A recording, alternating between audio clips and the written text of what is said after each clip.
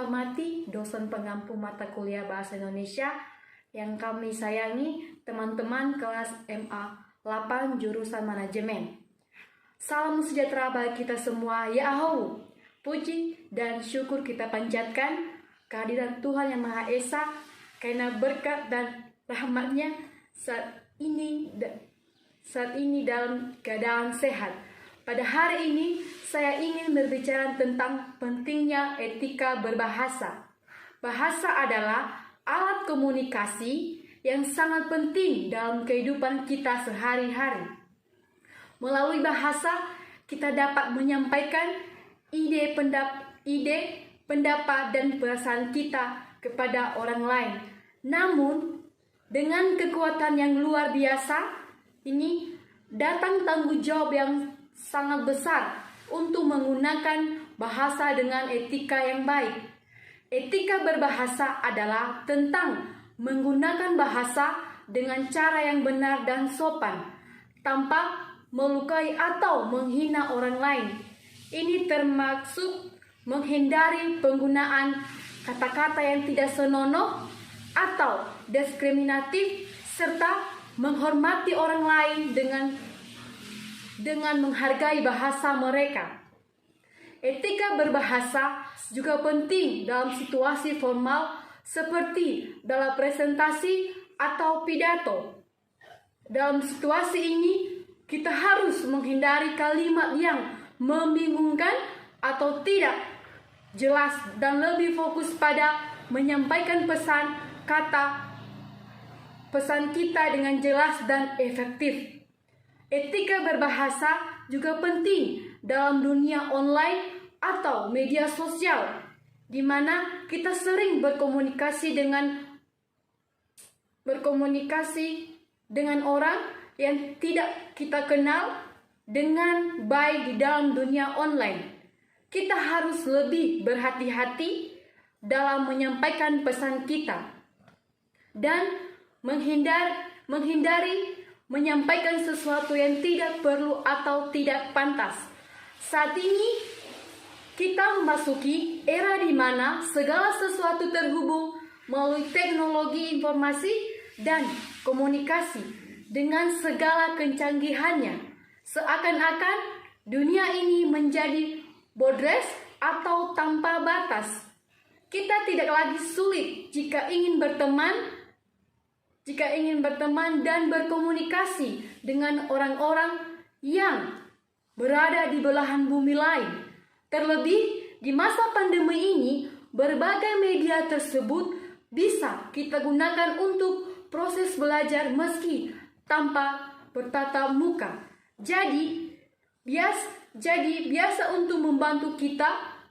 Demikian besarnya manfaat media informasi itu dan berkomunikasi sekarang ini yang jauh menjadi dekat. Namun di sisi lain ternyata kemudahan itu mulai mengalihkan kehidupan kita dari dunia nyata ke dunia maya. Kenapa saya mengatakan demikian? Karena banyak orang yang terlalu terlena dan nyaman dengan dunia maya sehingga lupa bagaimana hidup di dunia nyata yang akhirnya dia menjadi acuh dan tak acuh kepada lingkungannya, membuat jarak semakin lebar dan dengan orang-orang yang dekat dengannya. Di satu sisi dia bisa dekat dengan orang yang jauh, tetapi di sisi lain dia malah jauh dengan orang yang terdekat. Semua itu bisa terjadi karena adanya media sosial. Teman-teman yang saya hormati, media sosial saat ini menjadi fenomena di tengah-tengah masyarakat, terutama pada kalangan generasi muda. Hampir semuanya memiliki akun media sosial sebagai bentuk eksistensi dalam pergaulan sosialnya. Dengan melihat keaktifan para pengguna media sosial tersebut membuktikan bahwa hampir seluruhnya menerima manfaat yang besar, akan tetapi fenomena penggunaan media sosial ini juga menimbulkan banyak persoalan seperti timbulnya fitnah, perpecahan, bahkan tidak sedikit juga yang mengarahkan pada tindakan kriminal. Dampak negatif yang muncul tidak bisa kita timpakan kesalahannya pada media sosial yang ada. Sebab fungsi dari media sosial itu akan mengikuti siapa penggunanya. Apabila digunakan dengan baik, maka media sosial akan memberi fungsi dampak yang baik, begitupun sebaliknya. Oleh karena itu, dalam berkomunikasi, baik secara langsung ataupun melalui media sosial, kita perlu kedepankan etika.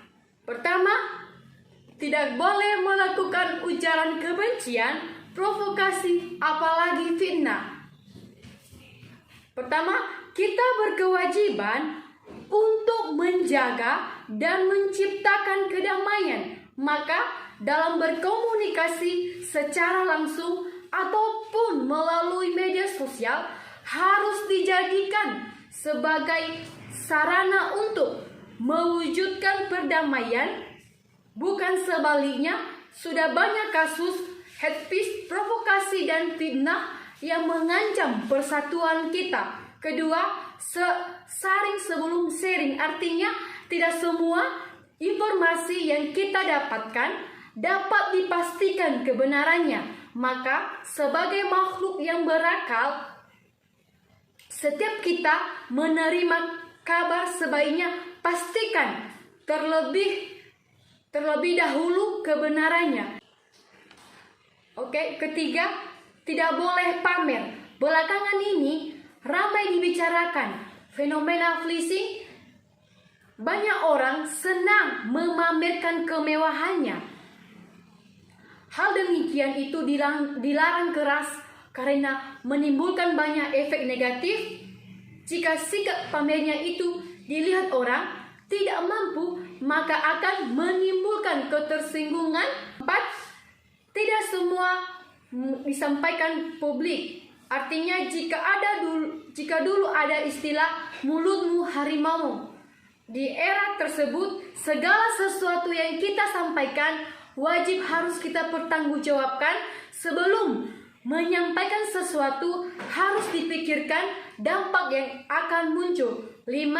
Menghargai sesama, artinya derasnya arus informasi, di antaranya pasti ada yang menimbulkan pro kontra. Perbedaan sikap dan pandangan mereka sesuatu yang wajar, maka perlu di antara kita mengedepankan sikap saling menghormati dan menghargai. Jangan sampai apa yang kita sampaikan mengandung unsur fitnah.